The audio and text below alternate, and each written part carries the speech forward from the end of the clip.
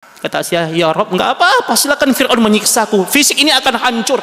Tapi dia minta, Rabbi ba'nidhi indaka baitan fil jannati. Ya Rob, kata dia, tolong bikinkan aku tempat di sisimu di surga. Tolong bikinkan rumah untukku di surga ya Allah. Dan Allah perlihatkan tempatnya di surga dan dia tersenyum. Bismillahirrahmanirrahim. Assalamualaikum warahmatullahi wabarakatuh.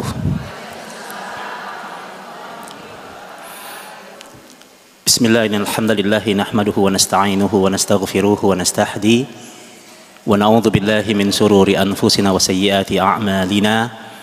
May yahdihillahu fala mudilla lahu wa may yudlil falan tajida lahu waliyyan mursyida.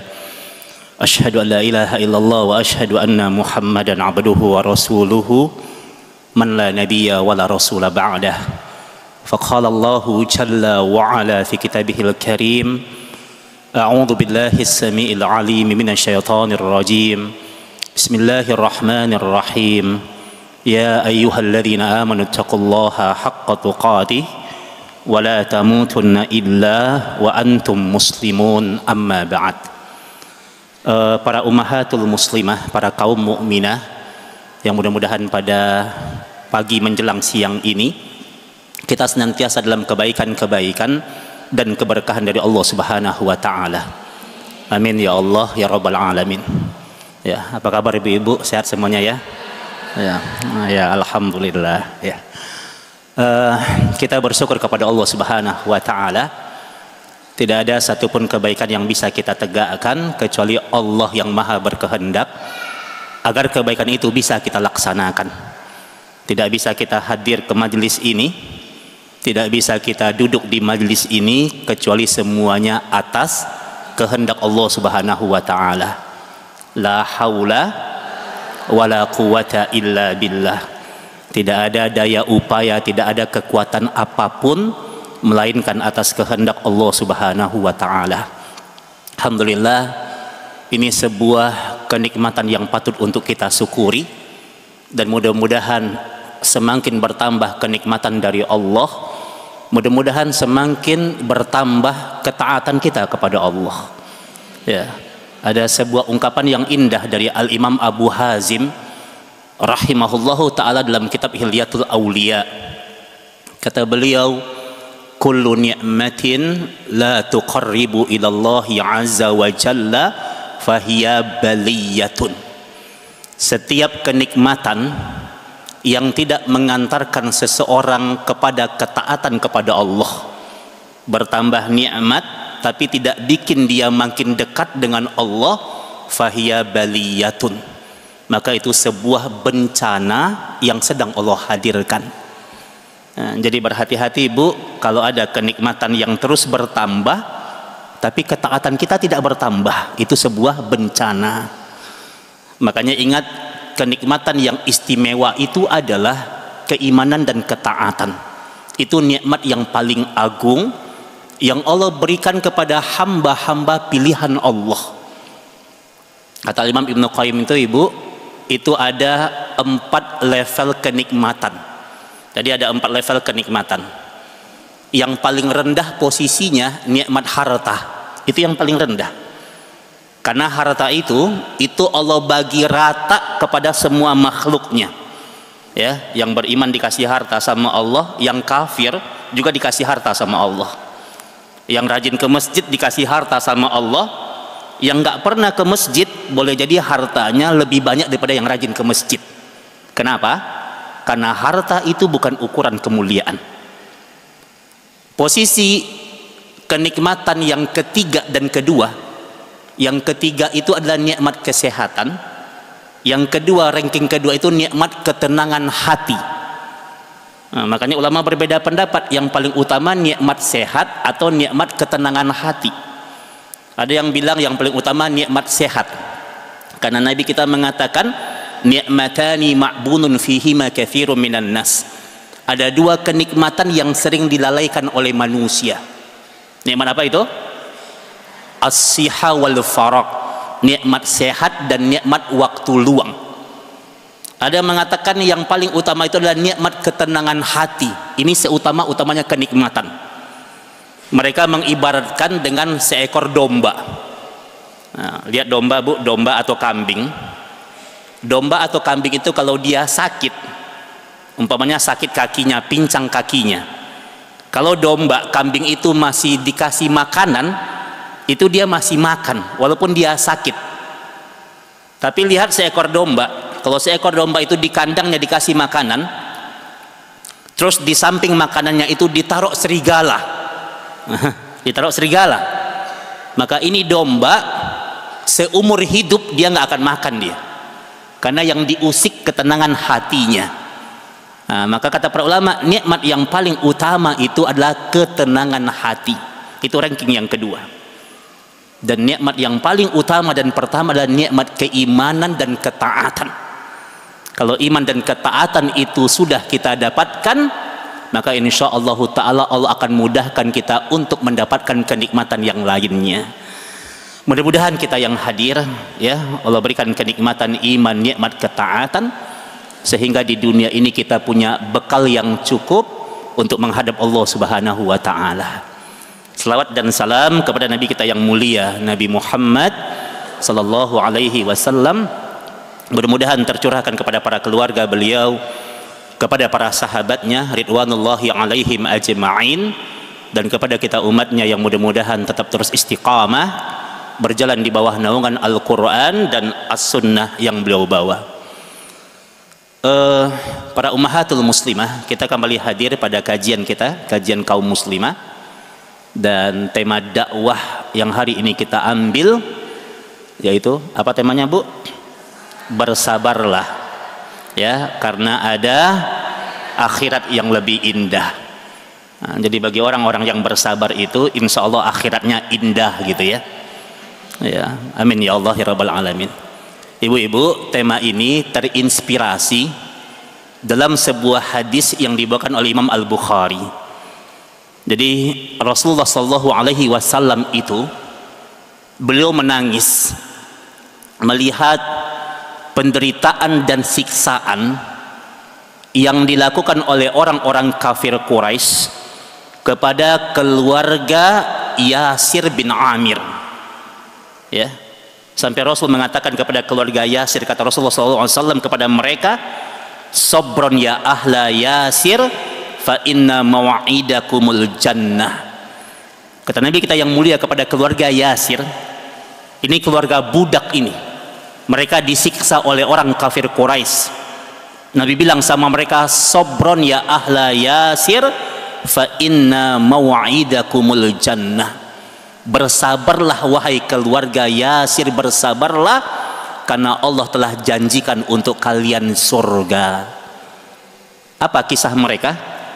Imam Bukhari itu Bu, ketika meriwayatkan hadis ini beliau menangis. Ya, Yasir itu beliau punya istri. Ya, ini pernah saya ceritakan di majelis kita ini. Namanya Sumayyah binti Hayyat radhiyallahu taala anha, semoga Allah meridhoinya. Sumayyah itu Bu adalah wanita sahabiyah, sahabat Nabi, wanita yang pertama yang syuhada dari umatnya Rasulullah Sallallahu Alaihi Wasallam, wanita yang pertama yang mati, yang wafat di jalan Allah Subhanahu Wa Taala. Ketika kemudian Islamnya diketahui oleh tuannya, oleh majikannya, dia disiksa Bu. Dia disiksa dengan penyiksaan yang luar biasa. Dia dipukul, dia diseret di padang pasir. Bayangkan wanita yang lemah itu disiksa oleh para pemuka-pemuka Quraisy sampai siksaan puncak yang dia alami. Siksaan puncak yang dia alami ketika majikannya itu diambil besi yang begitu panas, dan besi itu dibakar, dipanaskan, bagian ujungnya diruncingkan, Masya Allah, kemudian ditusuk bagian punggung belakangnya, ditusuk, maaf ya, sampai ujung besi itu tembus di depan kemaluannya. Allahu Akbar. Ini penderitaan Sumayyah. Beliau wafat di jalan Allah Subhanahu wa Ta'ala. Lihat penderitaan yang dialami oleh suaminya Yasir bin Amir radhiyallahu taala anhu, semoga Allah meridhoinya. Yasir bin Amir ini, suaminya ini diikat kakinya bagian kanan, ditarik ke bagian sebelah kanan, diikat kakinya bagian kiri, ditarik ke bagian sebelah kiri, ditarik dari arah yang berbeda oleh dua kuda pacuan yang begitu kuat dan besar, ditarik sampai terbelah dua badannya. Allah. Makanya ketika Rasul mendengarkan peristiwa itu, kata Rasul, sabran ya ahla Yasir, bersabarlah, ini dunia, bersabarlah dengan penderitaan dunia ini, bersabarlah dengan penderitaan dunia ini. Kenapa? Fa inna maw'idakumul jannah, karena Allah telah janjikan untuk kalian surga. Sehebat apapun penderitaan dunia itu, tidak ada apa-apanya dibandingkan siksaan nerakanya Allah Subhanahu wa ta'ala. Nah, maka ini inspirasi dari tema ini, agar kemudian apapun ujian kehidupan yang kita alami di dunia, bersabarlah. Dunia ini hanya sementara. Kita hidup di dunia ini tidak berlama-lama. Ada akhirat yang begitu indah, ada akhirat yang begitu sejuk, dan ini Allah janjikan diantaranya untuk orang-orang yang bersabar di dalam menjalankan kehidupan dunia ini. Kita mungkin ingat, kalau kita udah bicara tentang sabar, Allah menitip pesannya dalam surat Al-Asr. Surat keberapa itu Al-Asr? Surat yang ke-103. Ya. Berapa ayat? 3 ayat. Ayatnya cuma sedikit ya. Allah katakan, a'udzubillahi minasyaitonirrajim. Kata Allah, wal 'asr innal insana lafi khusrin illal ladzina amanu wa 'amilus solihati wa tawassaw bil haqq wa tawassaw bis sabr.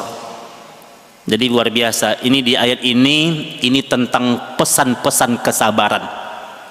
Bayangin Bu, ini ayat ini karena saking pentingnya, ayat ini dikomentari oleh Imam Asy-Syafi'i rahimahullahu ta'ala dalam kitab Salasatul Usul yang dituliskan oleh Syekh Muhammad At-Tamimi. Apa kata Imam Syafi'i? Kata Imam Syafi'i, hazihi surah law ma anzalallahu ta'ala ala khalqihi hujjatan illa hiya lakafathum.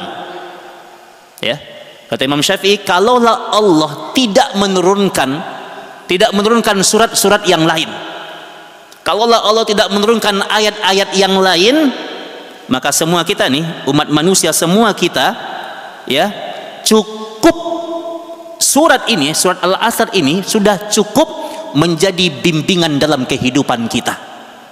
Jadi kalau Allah hanya menurunkan satu surat saja, Al-Asr saja, maka sesungguhnya itu sudah cukup bagi kita untuk menjadi pembimbing dan pedoman dalam kehidupan kita. Nah, jadi luar biasa tuh surat Al-Asr yang kita hafal itu, yang sering dibaca oleh anak-anak kita. Ini memiliki makna yang sangat dalam, yang sangat agung, sehingga ayat ini menjadi pembimbing dan pedoman dalam kehidupan kita. Sampai seorang ulama besar, Al-Imam Abu Madinah Ad-Darimi, beliau mengatakan sebagaimana yang dinukilkan dalam riwayat Abu Dawud dalam kitab Az-Zuhud. Di kitab Az-Zuhud kata beliau, di antara budaya, di antara kebiasaan orang-orang terdahulu kalau mereka bertemu, ibu-ibu tadi kan bertemu ya dengan temannya, ya, maka apa budaya orang-orang terdahulu kalau dia bertemu dengan sahabatnya? Kata Abu Ad-Darimi, kata beliau, kana rajulani min ashabin Nabi sallallahu alaihi wasallam idzal taqaya, sesungguhnya sahabat-sahabat Nabi sallallahu alaihi wasallam di zaman dulu, kalau mereka itu bertemu di majelis, bertemu di jalan, bertemu di pasar, lam yaftariqa maka mereka tidak berpisah hatta yaqra ahaduhuma surat al-asr, sampai satu di antara mereka itu membaca surat al-asr. Jadi orang dulu Bu kalau ketemu itu, kalau mereka mau berpisah itu yang mereka baca surat al-asr. Nah, ini diriwayatkan oleh Imam Abu Daud dalam kitab Az-Zuhud. Nah, jadi kalau kita ketemu, maka sebelum kita berpisah sunnahkan, budayakan, lakukan, bacakan surat Al-Asr. Surat ini berisi tentang pesan-pesan kesabaran.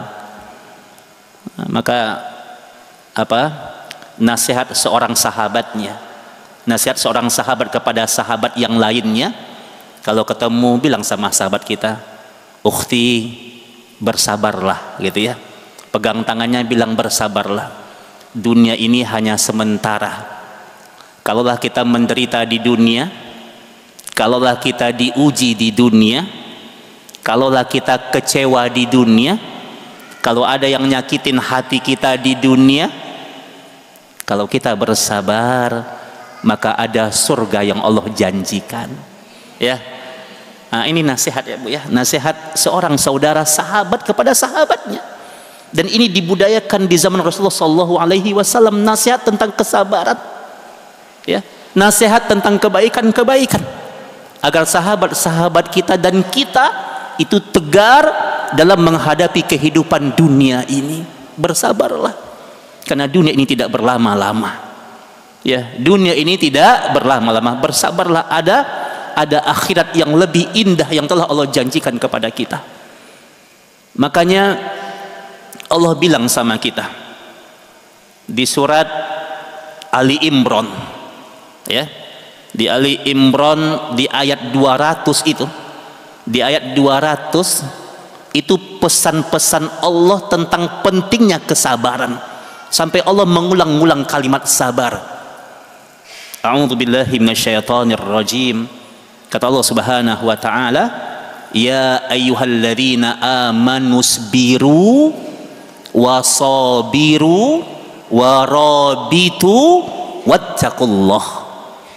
Allah bilang isbiru, bersabarlah, wasabiru, dan jadilah orang yang penyabar, warabitu, dan tetaplah berjuang untuk menjadi orang baik, wattaqullah, bertakwalah kepada Allah, la'allakum tuflihun, mudah-mudahan kalian beruntung.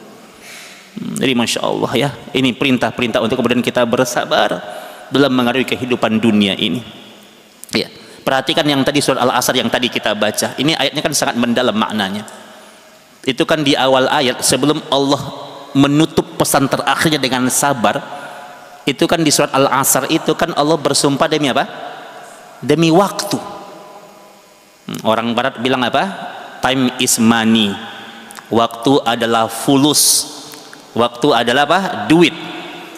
Ini diantara bentuk rusaknya pemikiran barat, karena mereka menilai waktu dengan uang.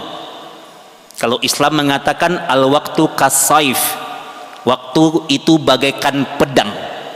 Idza lam takhta'u khata'aka, jika engkau tidak bisa menggunakan pedang, maka engkau akan ditebas oleh pedang itu. Jadi waktu itu bukan bagaikan uang. Kata para ulama, kalau waktu itu bagaikan uang, uang itu datang dan pergi, datang dan pergi, ya. Tapi kalau waktu ketika dia pergi, dia nggak datang lagi. Kalaulah ada hari esok itu dengan hari sekarang, itu situasi dan kondisinya pasti akan berbeda, ya, beda dengan uang, ya. Makanya Allah bersumpah demi waktu. Ini waktu Bu, waktu yang barusan 1 menit, 1 jam yang kita lewatkan, itu akan jadi pertanggungjawaban di akhirat, ya. Makanya Allah bersumpah demi perkara penting yang bernama waktu. Sebagian para ulama tafsir mengatakan wal asar itu maknanya demi waktu asar, waktu sholat asar. Ini pendapat yang dikuatkan oleh Imam Asy-Syafi'i dan para mufassir yang lainnya. Jadi waktu asar itu Bu, itu waktu yang sangat penting. Tapi waktu asar itu waktu yang sering dilalaikan oleh manusia. Simak di hadis Sahih Bukhari, Kata Nabi kita, man taraka salatal asr, barang siapa yang meninggalkan salat asar, ya, laqad habita amaluhu, maka telah hancur lebur amalannya. Ini hadis sahih Bukhari. Jadi kalau ada orang meninggalkan asar, kata Imam Ibnu Qayyim menjelaskan hadis ini, kata beliau, kalau ada orang di hari itu dia meninggalkan asar, maka semua amalan kebaikannya di hari itu menjadi sia-sia di hadapan Allah. Sedekahnya, ya, duduknya dia di majlis ilmu, kebaikannya dan ibadah yang lainnya itu menjadi hancur lebur pahalanya gara-gara dia meninggalkan sholat asar. Karena saking pentingnya asar itu. Nah, saya mah nggak pernah meninggalkan Ustaz, tapi saya sering terlambat. Nah, perhatikan. Nah, ini yang sering terlambat nih ya. Yang sering terlambat asarnya, apa kata Nabi kita? Man fatathu al-asr. Ini hadis sahih Bukhari. Man fatathu al-asr, barang siapa yang sering terlambat sholat asarnya, barang siapa yang sering terlambat sholat asarnya, faka'annama wutira amalahu wa ahlahu wa malahu. Kata Nabi kita, barang siapa yang sering terlambat asarnya, maka itu seolah-olah dia telah kehilangan semua anggota keluarganya dan semua hartanya. Bagi siapa yang terlambat asarnya. Masya Allah, ini karena sangat pentingnya, makanya Allah bersumpah demi waktu asar. Hilang, seolah-olah dia kehilangan semua hartanya dan semua anggota keluarganya. Nah, ini coba bayangan ya, mudah-mudahan tidak terjadi, na'udzubillah ya. Umpamanya gini, umpamanya seorang ayah dia pulang dari apa? Pulang dari bekerja, dia pulang dari kantor, tiba-tiba dia sampai di rumahnya kebakaran rumahnya, na'udzubillah. Ini contoh, rumahnya kebakaran, istri dan anak-anaknya terbakar, meninggal dunia, semua hartanya habis semuanya. Coba lihat musibah yang luar biasa dialami oleh ayah ini. Maka kata Nabi kita sallallahu alaihi wasallam, kondisi itu jauh lebih baik daripada dia ketinggalan sholat asarnya. Masya Allah, ini peringatan Allah agar kemudian apa? Kita bisa menjaga apa? Menjaga waktu asar. Allah bilang sama kita, a'udzubillahi minasyaitonir rajim, hafidhu ala sholawati was sholatil wusta. Jagalah sholat yang lain dan jagalah sholat asar, ya, karena inilah sholat yang sangat luar biasa nilainya, tapi sering dilalaikan oleh manusia. Makanya Allah bersumpah demi waktu asar, ya. Dan Allah katakan, innal insana lafi khusrin, manusia itu pasti merugi. Manusia ini merugi, ya. Ada sebuah hadis riwayat Imam Muslim mengatakan kepada kita, Nabi kita bilang sama kita, innad dunya mal'unatun.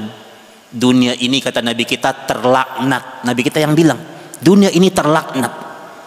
Mal'unun ma fiha, dan terlaknat semua yang ada di dalamnya. Harta benda, pangkat, jabatan, semuanya dilaknat oleh Allah. Illa, kecuali siapa yang enggak dilaknat sama Allah? Zikrullah. Orang yang setiap hari dia berzikir kepada Allah. Nah, makanya ibu-ibu jangan pernah tinggalkan zikir kepada Allah ya. Minimal habis sholat berzikir kepada Allah ya. Minimal di waktu pagi dan petang berzikir dengan yang disunnahkan oleh Rasulullah SAW, agar kita terhindar dari segala bentuk laknatnya dunia.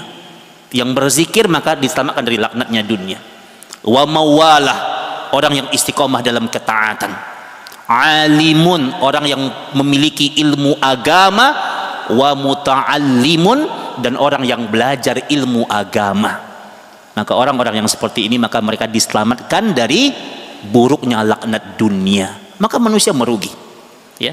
Yang enggak merugi itu illal ladzina amanu wa amilus shalihat, orang yang beriman dan beramal soleh. Ini kunci kebahagiaan, Bu. Sepanjang sesibuk apapun kita, sehebat apapun penderitaan dunia kita, sebesar apapun ujian kita, sepanjang kita beriman dan beramal soleh, apapun keadaan yang kita terima, itu kondisi terbaik yang Allah berikan kepada kita. Maka ingat, ujian itu bukan karena Allah benci sama kita, justru karena Allah sayang kepada kita. Ya, makanya kan orang makin tinggi imannya, itu makin besar ujiannya. Ustadz, perasaan dulu Ustadz, sebelum mengenal ibadah, sebelum hijrah, sebelum menggunakan hijab, perasaan hidup mah anteng-anteng saja. Rasanya nggak ada ya ujian gitu ya. Teman-teman banyak, itu nggak ada ujian. Tapi ketika udah hijrah, menggunakan hijab syar'i, ketika mulai rajin duduk di majelis ilmu, ujian itu apa? Datang bertubi-tubi. Belum selesai satu ujian, datang ujian berikutnya. Maka ingat, wahai orang-orang yang beriman, engkau hidup dalam rangka untuk diuji oleh Allah. Maka Nabi kita mengatakan di hadis Sahih Muslim, kata Nabi kita, mazalal bala lil mu'minina wal mu'minat. Sepanjang kalian punya iman, sepanjang itu juga ujian akan datang kepada kalian. Ya. Jadi ingat Bu, kata Imam Syafi'i itu, kata beliau rahimallahu taala, kalau ada nih orang nih hidupnya nggak pernah diuji, hidupnya anteng aja gitu, lempeng aja gitu ya, nggak pernah diuji. Kalau ada orang yang hidupnya nggak pernah diuji, itu dipertanyakan keimanannya. Ada di sini yang nggak diuji hidupnya? Nah, Masya Allah ya, pasti diuji ya, karena semuanya orang-orang beriman insya Allah ya. Ya, pasti diuji Bu, pasti diuji. Ya, kalau kita punya iman pasti diuji oleh Allah. Ya, makanya kata Imam Ibnu Abdul Bar, kenapa orang diuji? Supaya dia nggak betah hidup di dunia. Supaya dia nggak betah hidup di dunia, karena dunia ini bukan tempat tinggal, dunia tempat yang akan kita tinggalkan. Jangan sampai dunia ini kita taruh di hati kita. Makanya kita diuji oleh Allah agar kita rindu untuk berjumpa dengan Allah, rindu dengan kampung halaman akhirat kita. Maka ujian itu hadir dalam rangka membuat kehidupan kita lebih baik agar kita makin dekat dengan Allah. Tapi yakinlah, ujian-ujian yang Allah berikan itu, ya, ujian-ujian yang Allah berikan itu, maka itu akan berbalas kebaikan-kebaikan yang lebih banyak dari apa-apa yang Allah ujikan kepada kita. Makanya di surat An-Nahl ayat 97 Allah ingatkan kita, a'udzubillahi minasyaitonir rajim. Kata Allah Subhanahu wa taala, man amila salihan, barang siapa yang beramal soleh, min dzakarin au untha, baik laki-laki maupun perempuan, wa huwa mu'min, dan dia beriman kepada Allah, maka apa janji Allah? Falanuhyiyannahu hayatan thayyibah. Sepanjang kalian beriman, beramal soleh, nggak pernah ninggalin sholat, selalu membaca Al-Quran, selalu berzikir kepada Allah, yakin janji Allah itu apa? Falanuhyiyannahu hayatan thayyibah. Allah akan berikan kepada kalian kehidupan yang baik, pasti baik. Kadang-kadang kalau kita diuji, apa yang hari ini kita sesali menjadi sesuatu yang kita syukuri di masa yang akan datang. Kalau apapun yang menimpa kita, kita respon dengan keimanan, berbaik sangka kepada Allah. Ya, pasti akan ada hikmah yang terbaik yang Allah akan berikan setelah musibah itu kepada kita. Falanuhyiyannahu hayatan thayyibah. Allah akan berikan kehidupan yang lebih baik. Falanajziyannahum ajrahum bi ahsani ma kanu ya'malun. Dan ingat, balasan Allah itu selalu bi ahsan. Balasan Allah itu selalu lebih baik dari keadaan apapun yang menimpa kalian.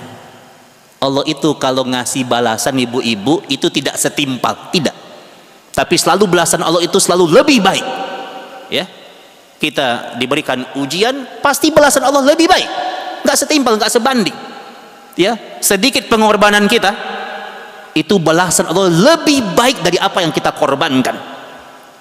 Ya, jadi balasan Allah itu bi ahsan, lebih baik dari ujian yang kalian terima. Ya, makanya orang-orang yang hari ini ditimpa dengan berbagai macam ujian oleh Allah, bersabar, bersabar. Ya.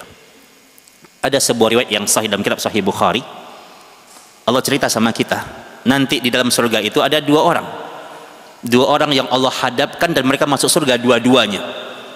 Yang satu ini adalah ahli ibadah, yang satu dia adalah orang yang sangat bersabar. Ibadahnya tidak sehebat orang yang pertama, tapi kesabarannya luar biasa. Dia diuji, dia disakiti, dia dizolimi, dia bersabar. Kemudian Allah perlihatkan orang yang bersabar itu Allah taruh tempatnya di surga di derajat yang paling tinggi, di derajat yang paling tinggi. Kemudian apa kata ahli ibadah ini?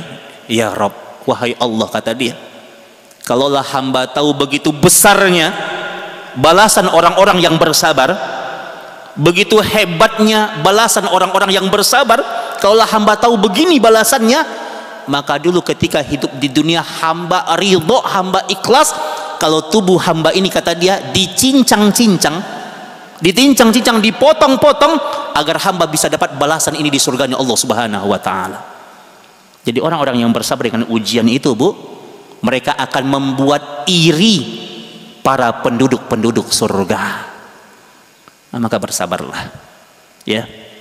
Hidup ini tidak akan pernah baik-baik saja. Sepanjang kita punya iman, hidup kita itu nggak akan pernah sepi dari ujian, nggak akan pernah sepi dari ujian. Makanya orang yang paling tinggi imannya itu paling besar ujiannya. Siapa, Bu, orang yang paling tinggi imannya? Para nabi, para rasul, itu paling tinggi imannya. Makanya kata Nabi kita di hadis Sahih Bukhari, inna asad dan nasi al-bala al-anbiya. Manusia yang paling tinggi ujiannya, manusia yang paling berat musibahnya, manusia yang paling besar ujiannya siapa? Para nabi, para rasul, karena mereka yang paling tinggi imannya. Jadi ingat, jalan surga itu jalan perjuangan, jalan surga itu jalan penderitaan. Jadi orang kalau mau masuk surga, fisiknya menderita, hatinya menderita, disiksa, mungkin hatinya disakiti, hatinya dikecewakan. Kenapa? Karena dunia ini bukan surga dia, ya. Surga dia adalah tempat yang terbaik yang telah Allah janjikan untuk dia. Makanya kata Imam Ibnu Qayyim, kalau engkau ingin masuk surga, konsekuensinya maka engkau akan mendapatkan penderitaan kehidupan di dunia, hatimu akan banyak disakiti oleh orang. Tapi ini kabar gembira, makanya Allah katakan wabasyiris sabirin, berikan kabar gembira kepada orang-orang yang bersabar. Berikan kabar gembira, ya.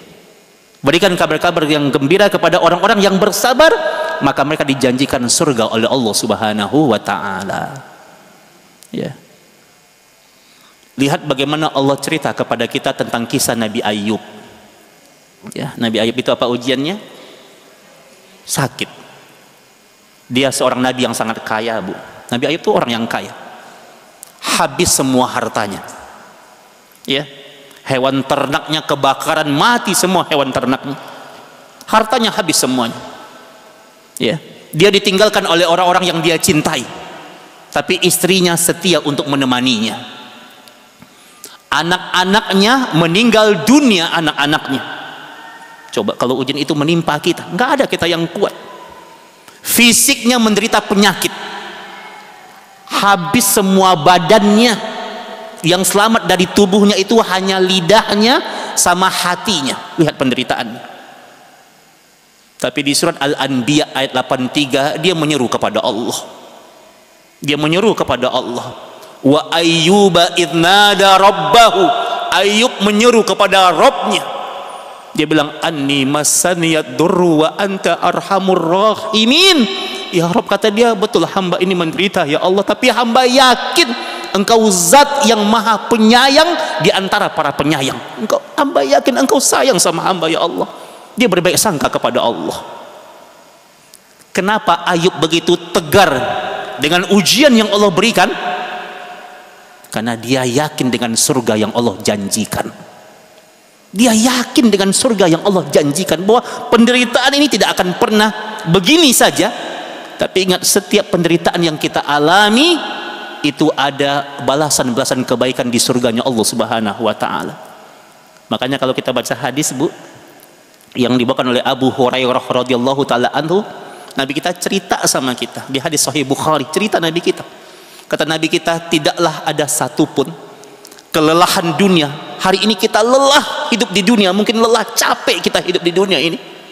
Tidaklah ada kelelahan yang menimpamu. Tidaklah ada kekecewaan hati yang menimpamu. Tidaklah ada perkara sakit hati yang diujikan kepadamu, bahkan duri yang menusuk kulitmu, kecuali semuanya ada balasan kebaikan dari Allah.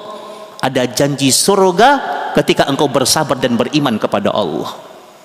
Kenapa Ayub begitu yakin? Kenapa dia begitu tegar dengan ujian? Karena dia yakin dunia ini cuma sementara. Ada kebaikan surga yang sedang menanti. Lihat kisahnya Nabi Yunus alaihi salam. Nabi Yunus ditelan dalam perut ikan yang begitu besar. Diabadikan di surat As-Saffat. As-Saffat di ayat 143, 144 cerita tentang Nabi Yunus alaihi salam.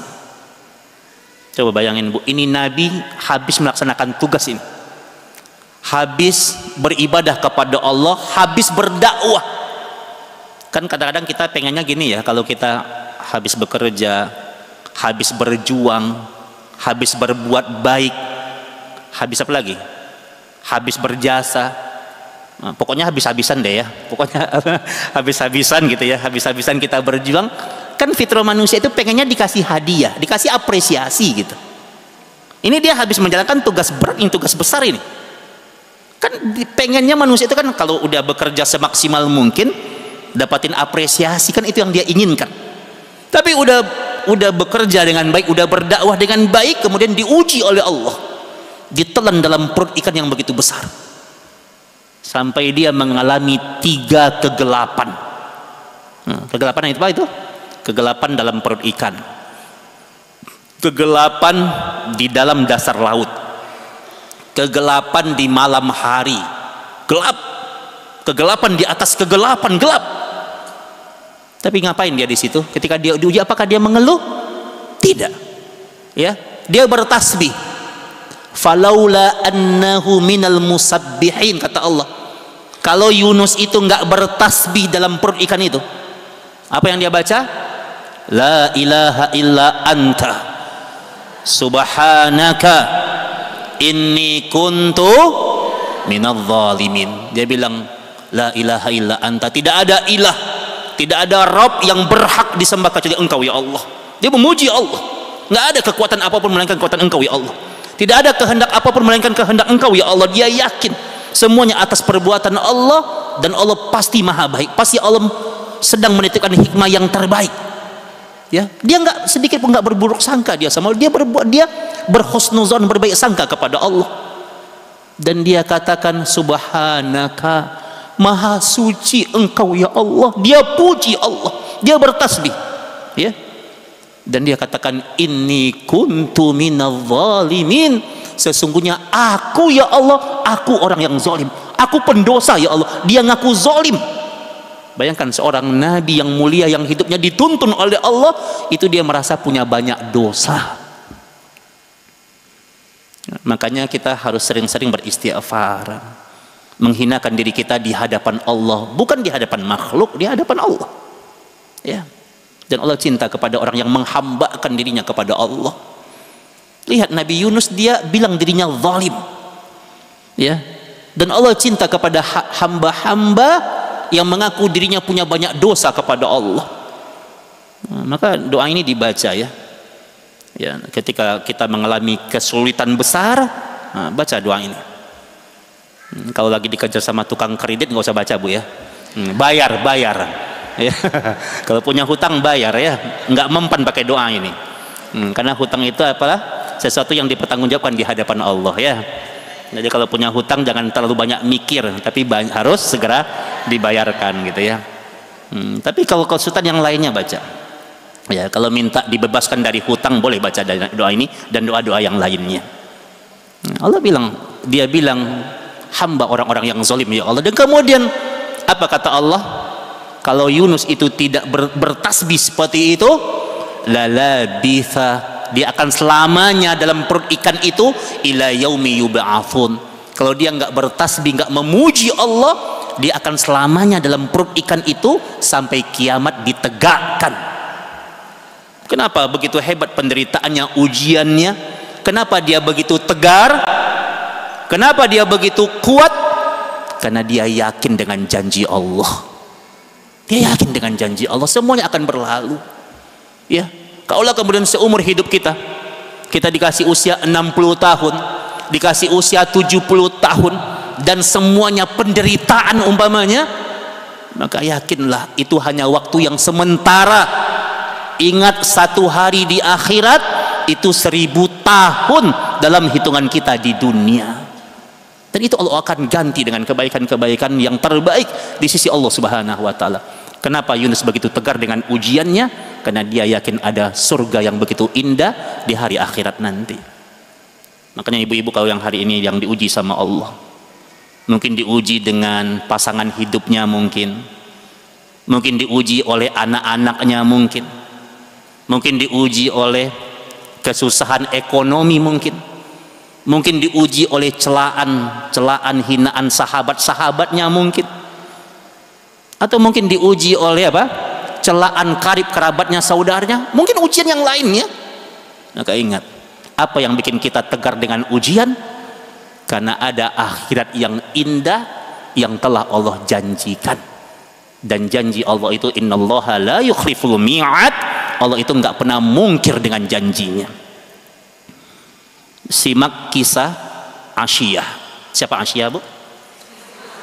Istrinya Fir'aun. Luar biasa ini istrinya Fir'aun ini, Asiyah radhiyallahu ta'ala anha. Semoga Allah meridhoinya.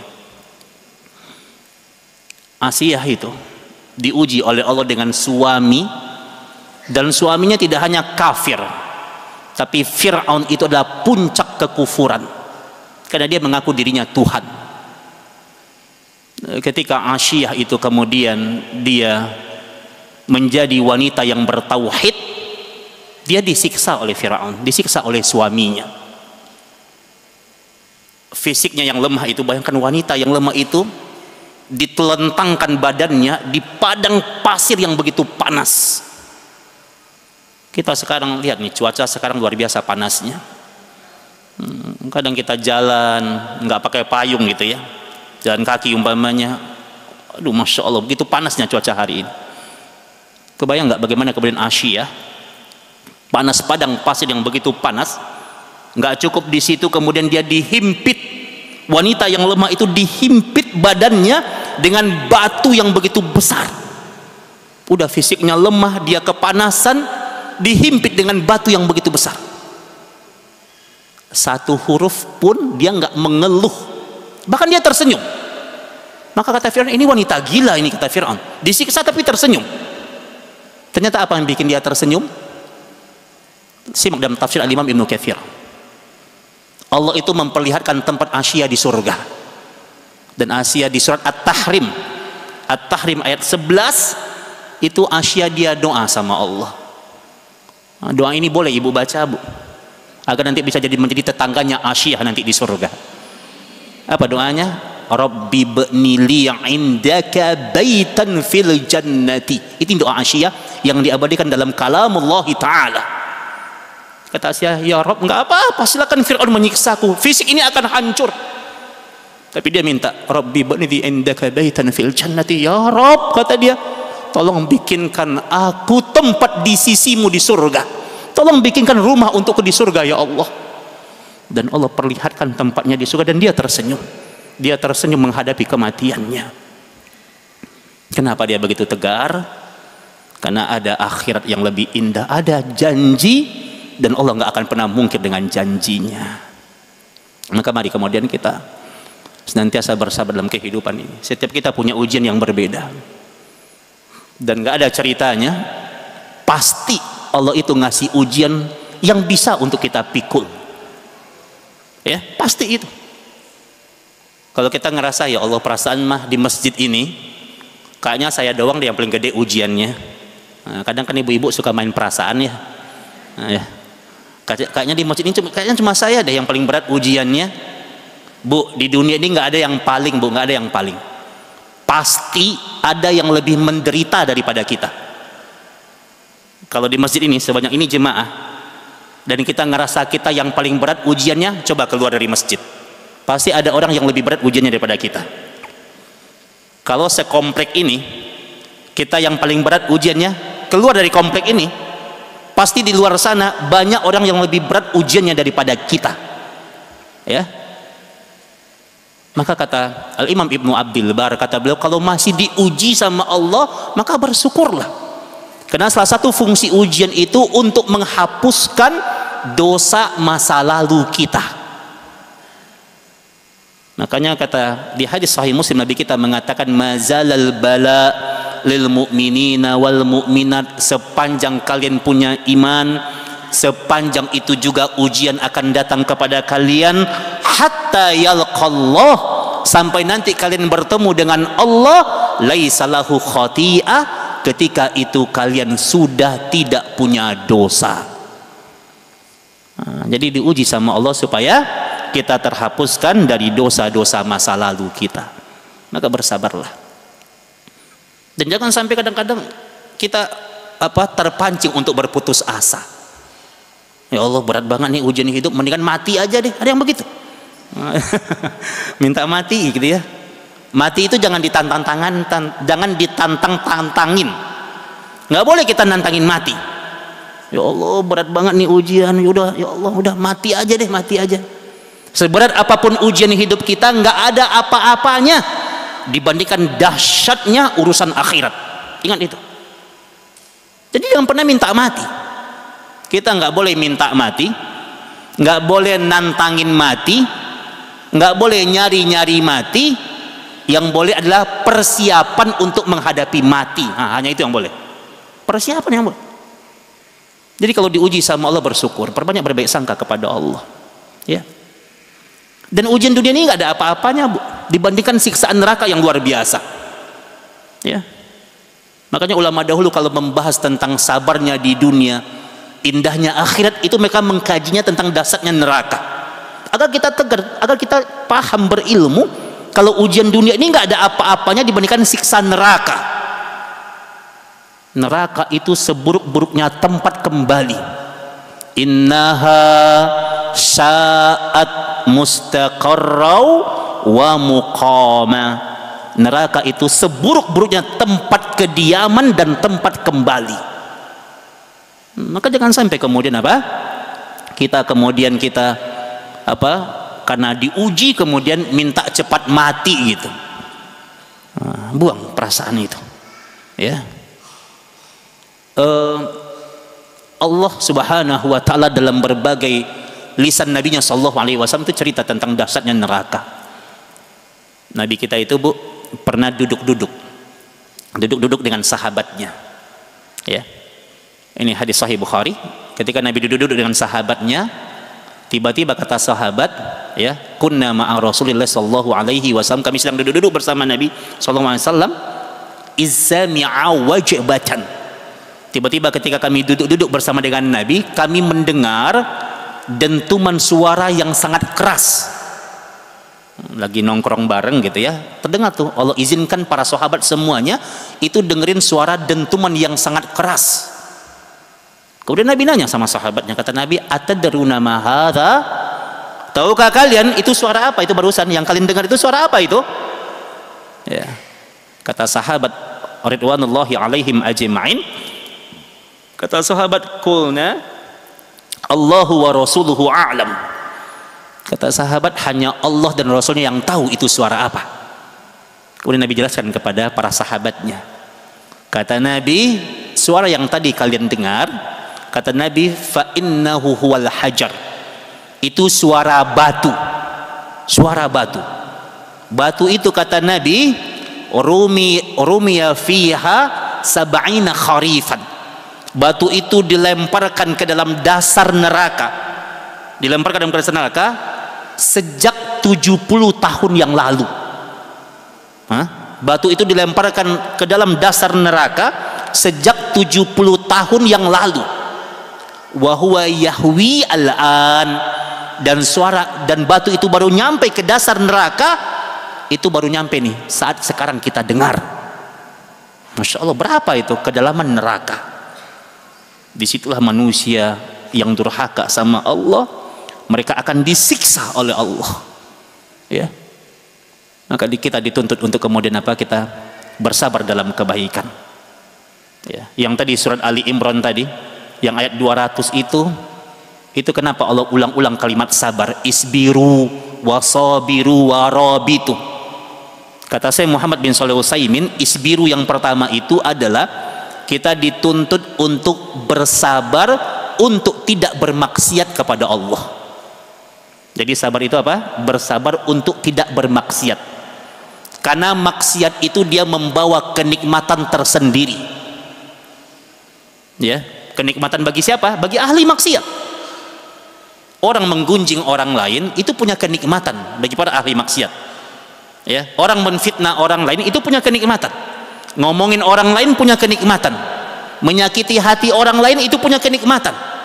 Ya. Maka kita dituntut untuk bersabar untuk tidak bermaksiat. Dampak terbesar dari maksiat adalah apa dampaknya? Kata para sahabat, yang bikin sahabat ketakutan dalam bermaksiat adalah karena dampak terbesar dari maksiat adalah maksiat itu izalatun minal lazzati fil ibadah. Dampak terbesar dari maksiat adalah maksiat itu dia bisa menghilangkan lezatnya ibadah. Maksiat itu bisa menghilangkan apa? Lezatnya ibadah. Jadi kalau orang bermaksiat kepada Allah, dia nggak akan pernah merasakan lezatnya kekhusyuan dalam ibadah sholat. Kalau orang senang maksiat sama Allah, dia nggak akan pernah merasakan nikmatnya duduk di majelis ilmu. Kalau orang senang dengan maksiat kepada Allah, dia nggak akan pernah merasakan nikmatnya membaca Al-Quran.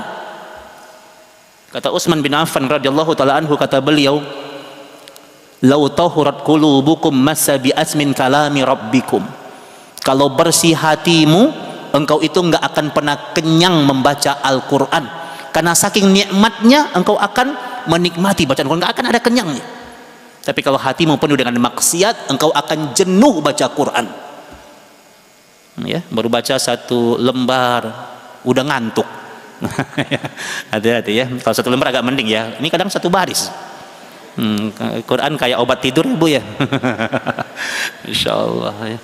Hati-hati, boleh jadi itu karena faktor kita nggak bisa move on dari kemaksiatan. Bersabar untuk tidak bermaksiat kepada Allah, ya. Sabiru, isbiru wasabiru. Sabiru artinya apa? Kalau sabiru, menahan diri untuk mentaati Allah, bersabar dalam ketaatan kepada Allah, bersabar dalam ketaatan. Makanya kata Nabi kita sallallahu alaihi wasallam, ya, bersabar dalam ketaatan itulah puncak kesabaran.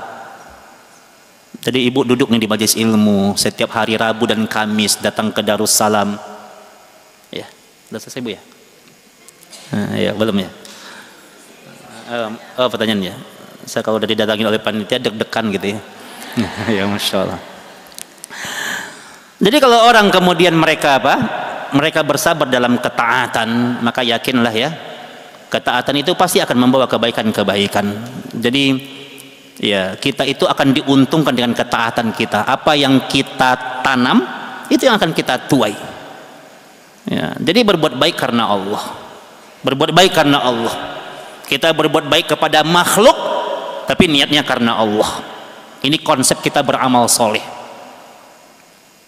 Ya, maka kita dituntut untuk bersabar. Sabar itu kata para ulama, kalau kita lihat di kitab Jami' al-Ulum wal Hikam dan juga di kitab Lisanul Arab oleh Al-Imam Ibnu Al-Arabi, itu dikatakan sabar itu artinya adalah al-habsu, menahan. Menahan diri untuk tidak bermaksiat kepada Allah. Nah, menahan diri untuk tidak bermaksiat kepada Allah dan untuk mentaati Allah, itu butuh kesabaran. Ibu-ibu tahajud, istiqomah tahajud di sepertiga malam, itu butuh kesabaran. Melatih diri untuk bicara yang baik-baik saja, kalau nggak bisa ngomong yang baik, lebih baik diam, itu butuh kesabaran. Karena kadang karakter manusia itu kadang dia pengen apa? Kepoin masalah orang. Nah, pengen ikut campur masalah orang. Ini karakter manusia. Ya, bersabar untuk tidak ikut campur pada hal yang seperti itu, ini butuh kesabaran. Maka beramal soleh itu butuh kesabaran. Bersabar untuk kita beramal soleh karena Allah. Jangan beramal soleh itu karena manusia. Kalau berbuat baik karena manusia, hasilnya kekecewaan. Jadi kalau kita berbuat baik sama orang tuh, terus kita berharap orang itu membalas kebaikan kita, hasilnya kecewa. Ada ummahat yang pernah cerita, dia curhat dalam bentuk pertanyaan. Dia nanya gini, Ustadz, kata dia suaminya ahli maksiat. Itu dia ngomongnya begitu, Ustadz, suami saya ahli maksiat Ustadz, kata dia. Suami saya itu nggak pernah menafkahi saya. Suami saya zolim sama saya. Suami saya nggak sholat. Suami saya mabuk tiap malam, mabuk, kata dia. Wakil ini, fakta ini. Dia nanya, ya. Kemudian dia bilang, Ustadz, saya masih punya kewajiban nggak untuk mentaati suami saya? Saya masih punya kewajiban nggak untuk melayani suami saya? Apa jawabannya? Nggak boleh Ustadz menjawab. Syariah yang menjawab, nas yang menjawab, dalil yang sahih yang menjawab, Allah yang menjawab. Jawabannya, kata Allah Subhanahu wa taala, dia tetap wajib mentaati suaminya pada hal-hal yang ma'ruf, pada hal-hal yang baik, dan dia tetap wajib untuk melayani suaminya. Kenapa? Ibu-ibu perlu diingat, ya. Kita berbuat baik kepada suami atau kepada pasangan hidup kita bukan karena dia. Bukan karena disuruh sama suami. Bukan karena disuruh sama mertua. Bukan karena disuruh sama pemerintah.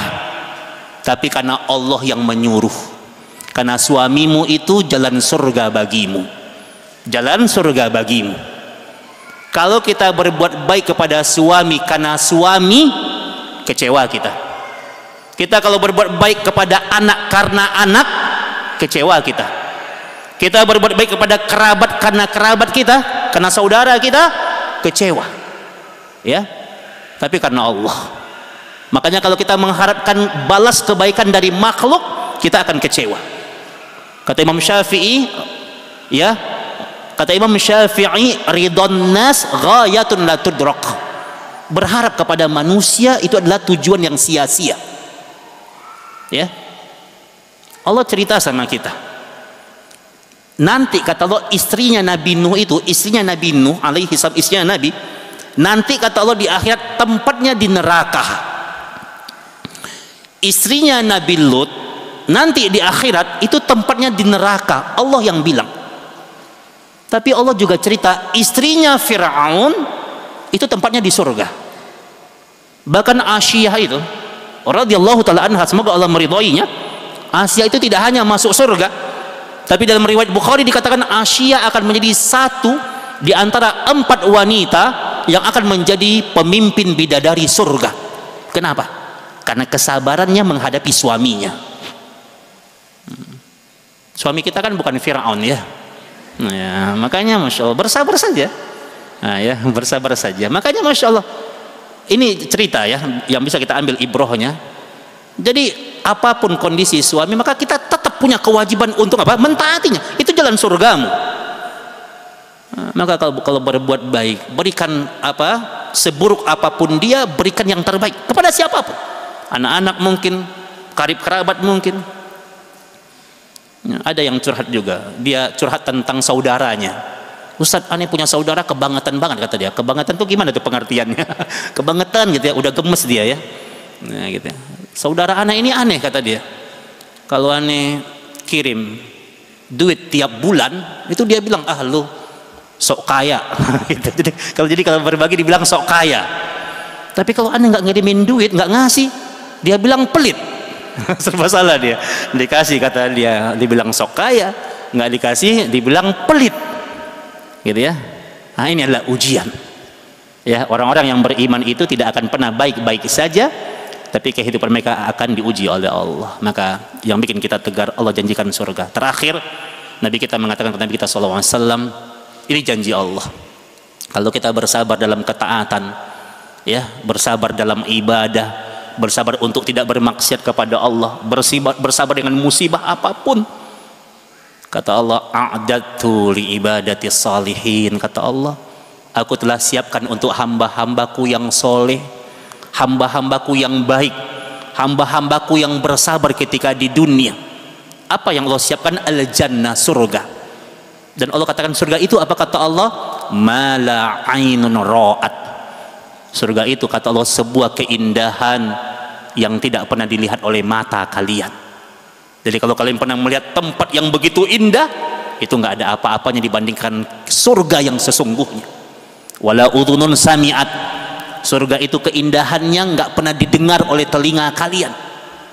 Ya, apa yang kalian dengar dari nas Al-Quran dan As-Sunnah itu hanya sekilas tentang surga, tapi keindahan surga yang sesungguhnya nggak pernah didengar oleh telinga kalian. Wala khatara ala qalbil basar. Surga itu nggak pernah terlintas dalam hayalan-hayalan kalian.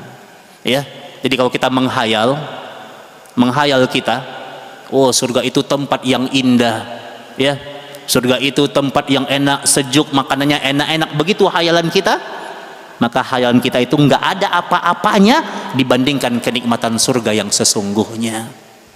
Dan Allah sering katakan wabasyiris sabirin, berikan kabar gembira kepada orang-orang yang bersabar. Bersabarlah, karena di antara manusia yang dimudahkan oleh Allah untuk menuju surga ketika dia bersabar dengan segala bentuk ujian-ujian kehidupan yang menimpa dia. Ya, mudah-mudahan kita dituntun dalam kesabaran, ya, harus tegar, harus kuat, ya. Setiap kita punya ujian-ujian yang berbeda, setiap kita punya masalah. Kata Imam Syafi'i, hidup itu adalah rangkaian dari semua masalah. Maka orang kalau dia masih hidup pasti dia punya masalah, ya. Nah, maka kembali kepada Allah, harus tegar, karena Allah menjanjikan surga yang luasnya seluas langit dan bumi, dan Allah peruntukkan untuk hamba-hamba Allah yang bersabar dalam ketaatan kepada Allah Subhanahu wa taala. Barangkali ini dulu yang bisa kita sampaikan.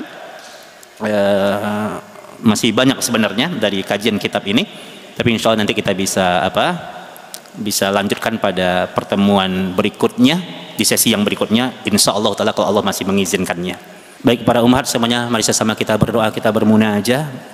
Hari ini kita mengangkat tema tentang bersabar. Mudah-mudahan Allah berikan kita hati yang bersabar, ya. Allah sabarkan kita, Allah tundukkan hati kita, dan kita senantiasa kita beribadah hanya karena Allah, ya. Kita jadikan harapan-harapan kita hanya kepada Allah, karena hanya Allah yang bisa mewujudkan harapan kita. Kalaulah kemudian ujian itu kita alami di dunia, kita berharap kepada Allah, mudah-mudahan segala bentuk ujian di dunia ini Allah ganti, ya, Allah ganti dengan kebaikan-kebaikan di hari akhirat nanti. Mudah-mudahan Allah teguhkan hati kita, Allah kuatkan hati kita, ya. Dunia ini tidak berlama-lama, kita akan kembali kepada Allah. Dan mudah-mudahan ketika kita kembali kepada Allah, kita kembali dengan hati yang bersabar, hati yang selamat, untuk kita mendapatkan kemuliaan akhirat yang lebih mulia.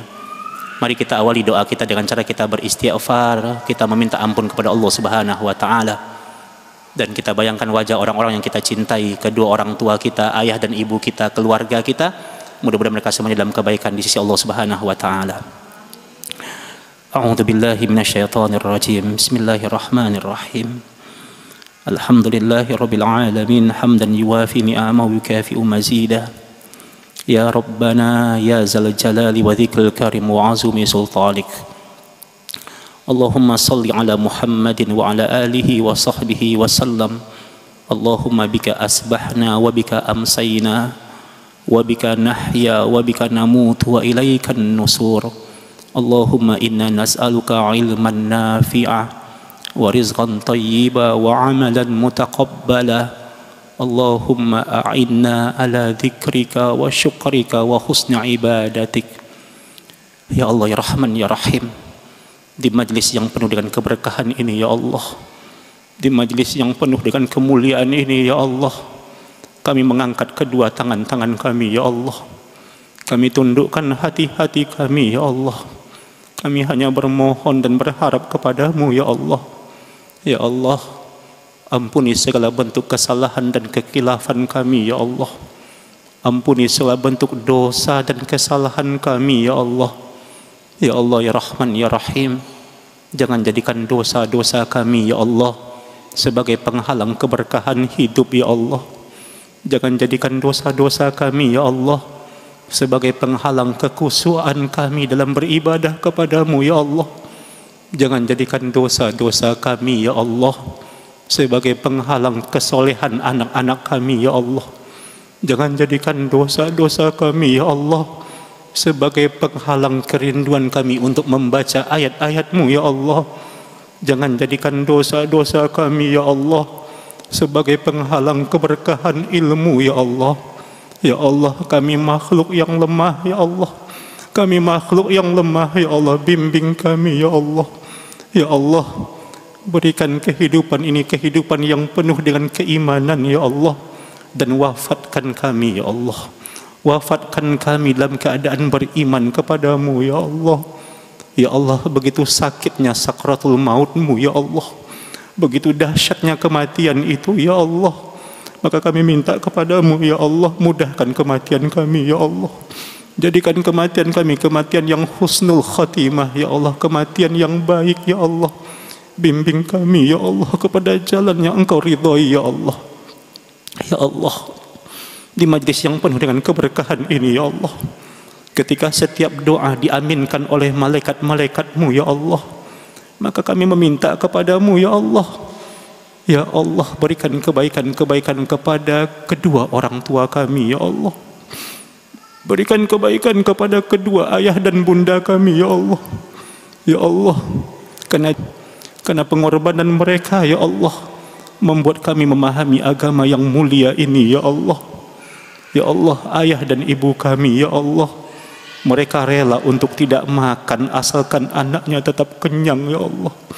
Mereka rela mengorbankan apapun demi kebahagiaan anak-anaknya ya Allah. Ya Allah ya Rahman ya Rahim, kami bermohon kepadamu ya Allah, berikan kebaikan kepada kedua orang tua kami ya Allah.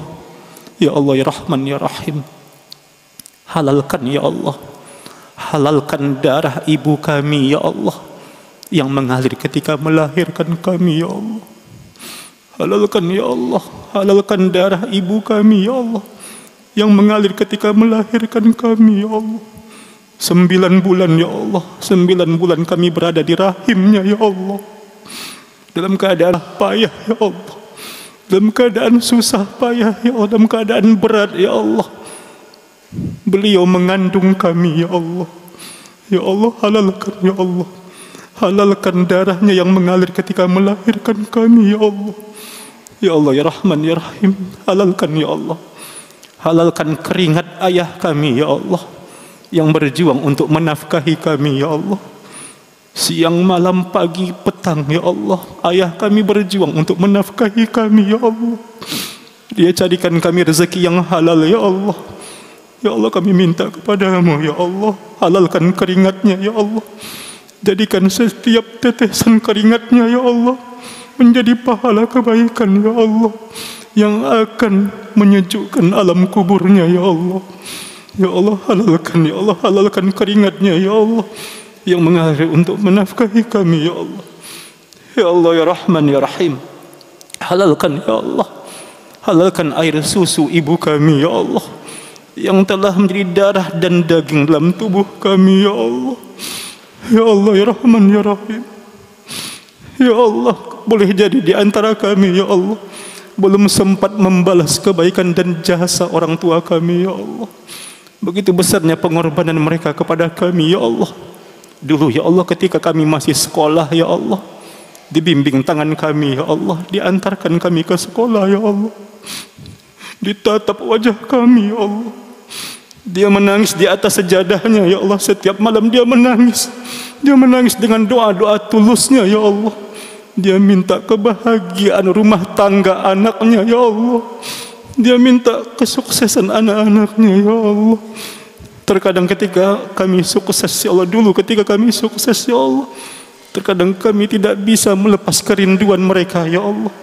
Di saat mereka rindu ingin bertemu dengan kami ya Allah, kami tidak sempat untuk menemui mereka ya Allah.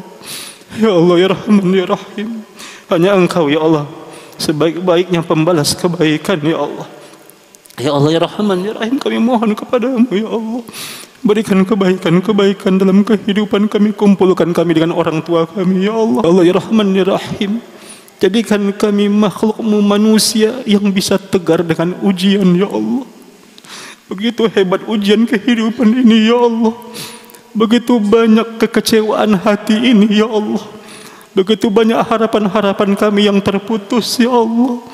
Ya Allah, jadikan kami hanya berharap kepadamu, ya Allah. Jadikan setiap kekecewaan yang kami terima, ya Allah, sakit hati yang kami alami, ya Allah, balas ini dengan kebaikan-kebaikan di sisi-Mu, ya Rahman, ya Rahim. Jadikan kami hamba-Mu yang terus bersabar, ya Allah, dan mengharap kebaikan-kebaikan di hadapan-Mu, ya Allah. Ya Allah, ya Rahman, ya Rahim, istiqomahkan kami dalam kebaikan, ya Allah. Bimbing kami dalam ibadah kepadamu, ya Allah. Bimbing kami dalam kebaikan-kebaikan, ya Allah. Ya Allah, ketika Engkau kumpulkan kami di tempat ini, ya Allah, di masjid ini, ya Allah, kami berharap kepadamu, ya Allah. Kumpulkan kami nantinya di surgamu, ya Allah. Jadikan kami hamba-hamba-Mu yang bersaudara, ya Allah. Jadikan kami sahabat-sahabat yang bersaudara, ya Allah. Ya Allah, masukkan kami dengan sahabat-sahabat kami di surgamu, ya Allah.